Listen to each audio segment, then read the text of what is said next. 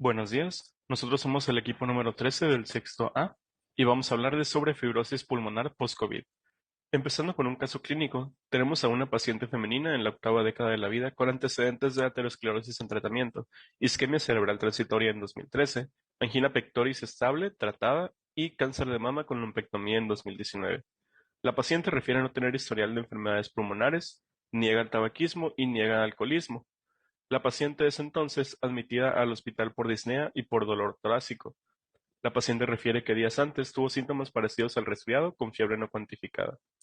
Poco después, la paciente es intubada y transferida a cuidados intensivos, donde se confirma la enfermedad de COVID-19 mediante una prueba de cadena de polimerasa con transcriptasa inversa. La paciente después desarrolla un síndrome de dificultad respiratoria aguda y es tratado con ventilación mecánica, agentes sedantes y de bloqueo muscular, colocada en posición prono y se administra óxido nítrico inhalado. En el día 18 de hospitalización se realizó una traqueostomía.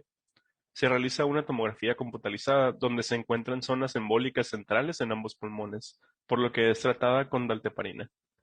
El día 36, la paciente se realiza otra prueba de cadena de polimerasa con transcriptasa inversa para SARS-CoV-2 con resultado negativo.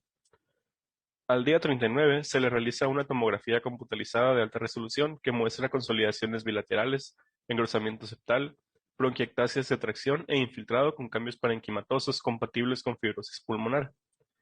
La evolución de la paciente es deficiente, por lo que los familiares y médicos tratantes deciden detener el tratamiento. En el día 45, la paciente falleció horas después de detener el tratamiento.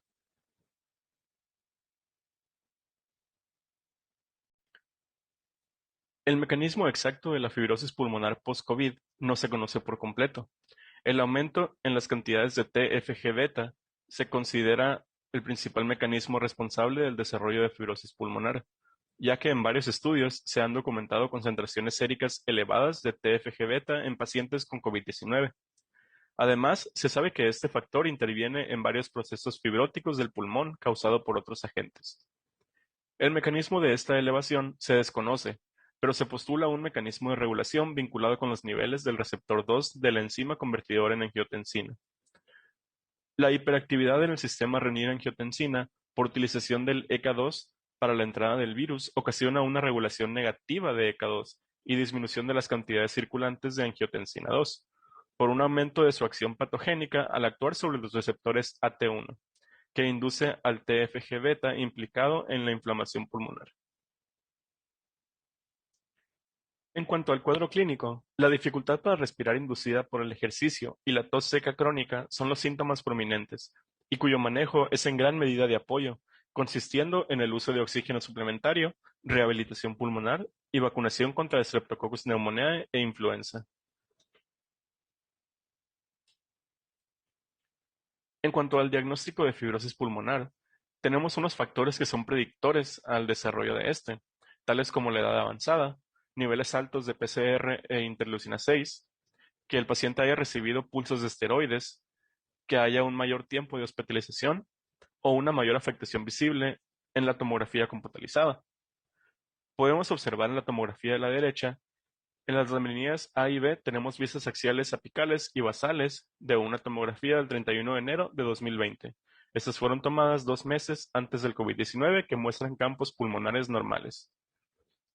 En la C y D tenemos vistas axiales correspondientes del 8 de mayo de 2020, que muestran consolidaciones, engrosamiento septal, bronquiectasias de tracción, cambios infiltrativos y parenquimatosos consistentes con fibrosis pulmonar. Y en las láminas E y F tenemos vistas coronales de la línea media posterior y la línea media de la misma tomografía de alta resolución.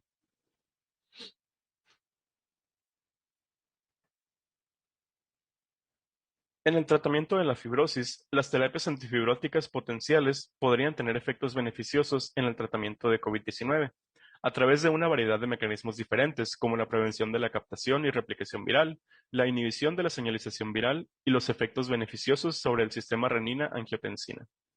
Tenemos dos medicamentos que están aprobados por la FDA. Estos son nintedanib y pirfenidona. No son curativos, pero se ha demostrado que pueden ralentizar la progresión de la fibrosis pulmonar. Más allá de sus acciones antifibróticas, parecen tener también efectos antiinflamatorios y por lo tanto su uso es intrigante incluso en la fase aguda de neumonía del COVID-19. Continuando con la rehabilitación pulmonar. Además de la propia enfermedad, la hospitalización prolongada, con o sin el uso de ventilación mecánica, puede tener efectos nocivos como cambios pulmonares, cardiovasculares, musculares y cognitivos, así como ansiedad y depresión. No es infrecuente que una estancia prolongada en la unidad de cuidados intensivos provoque el desarrollo de una debilidad muscular adquirida en la misma unidad, que dificulta la recuperación física y funcional.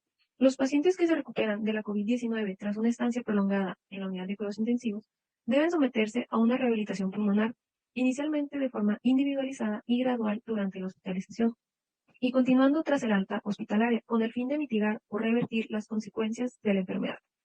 Lo ideal es que la rehabilitación pulmonar de estos pacientes sea llevada a cabo por un equipo multidisciplinar debido al deterioro multisistémico causado por COVID-19.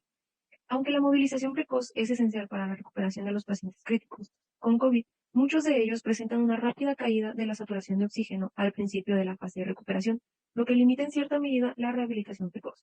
Por lo tanto, se recomienda un enfoque precoz a pie de cama, prestando especial atención a cualquier signo de inestabilidad clínica del paciente. En los pacientes que se han recuperado de la COVID-19, el deterioro físico y funcional puede persistir durante semanas después del alta hospitalaria, al igual que algunos síntomas como la disnea, desaturación, tos, debilidad y fatiga. Para mejorar la evolución y, en consecuencia, el pronóstico de estos pacientes, se recomienda la rehabilitación tras el alta, dado que el ejercicio físico es factible y útil para los supervivientes de enfermedades críticas. Se recomienda prescribir ejercicios de intensidad baja moderada, siendo la seguridad una prioridad. Y antes del alta hospitalaria también se debe evaluar la necesidad de utilizar oxígeno tanto en reposo o durante el esfuerzo físico. Las recomendaciones generales. Los ejercicios físicos deben adaptarse a las necesidades y limitaciones individuales de los pacientes. Se deben de tener en cuenta los síntomas durante el ejercicio físico, como la disnea, la desaturación y la fatiga. No se recomiendan los ejercicios de alta intensidad. Los pacientes deben de recibir instrucciones sobre los aspectos físicos, psicoemocionales y nutricionales de cada etapa de la rehabilitación y las medidas preventivas como el uso de desinfectante de manos a base de alcohol, el distanciamiento físico, el equipo de protección personal, son esenciales durante la evaluación y el seguimiento de los pacientes con riesgo de transmitir el virus o con riesgo de reinfección. Debemos evaluar la necesidad de oxígeno en reposo y en caso de esfuerzo físico. Se debe evaluar el estado físico, cognitivo y emocional del paciente, la fuerza muscular periférica y evaluar la función respiratoria en individuos con síntomas respiratorios persistentes o afectación pulmonar considerable. Durante la hospitalización se recomiendan ejercicios respiratorios e higiene bronquial si es necesario, con expectoración en un recipiente cerrado para evitar la aerosolización, la movilización temprana en la cama, un manejo de la posición del cuerpo, tanto sentado y de pie, con deambulación y ejercicio aeróbico ligero, como caminar. El ejercicio debe ser de una intensidad baja con aumento progresivo. La frecuencia debe ser de 1 a 2 veces al día con una duración de 10 a 45 minutos. Después del alta hospitalaria, durante 6 a 8 semanas, se recomienda ejercicio aeróbico de intensidad ligera con aumento gradual, de 3 a 5 sesiones por semana, con una duración de 20 a 30 minutos y un entrenamiento intermitente para pacientes con fatiga severa. El entrenamiento de fuerza para los miembros inferiores y superiores debe de ser de resistencia progresivo en 2 a 3 sesiones por semana, de 8 a 12 repeticiones. Se deben de realizar ejercicios de equilibrio, ejercicios de respiración e higiene bronquial si es necesario. Se prefiere la rehabilitación en casa y, si es posible, considerar la posibilidad de instruir a los familiares para que ayuden con la supervisión. Y si se realiza en una clínica ambulatoria, son preferibles las sesiones individuales. Las consideraciones para la telerehabilitación: se debe evaluar el paciente con aplicación de cuestionarios. Se deben de prescribir los ejercicios específicos para cada paciente, permitiendo su supervisión o no por videoconferencia en tiempo real. Se debe llevar un diario con información sobre las limitaciones y las molestias ocasionales durante los ejercicios. Se debe verificar el espacio y la seguridad del lugar donde se van a realizar los ejercicios, tanto aeróbicos como el entrenamiento de fuerza, y su frecuencia debe ser de al menos 2 veces por semana. La rehabilitación pulmonar se recomienda principalmente para mejorar la recuperación física y funcional de los supervivientes de la COVID-19, antes y después del alta hospitalaria. Por lo tanto, es necesario considerar cuidadosamente las necesidades de cada paciente, realizando una evaluación exhaustiva. Dadas las manifestaciones sistémicas de la COVID-19, los supervivientes deben de ser controlados por un equipo multidisciplinar. Todavía no existe un conjunto sólido de pruebas sobre las características y los efectos de las intervenciones para los supervivientes de la COVID-19. Por lo tanto, las actuales directrices de rehabilitación para esta población se basan principalmente en resultados preliminares, opiniones de expertos y pruebas anteriores sobre la rehabilitación de pacientes que sobreviven a enfermedades críticas.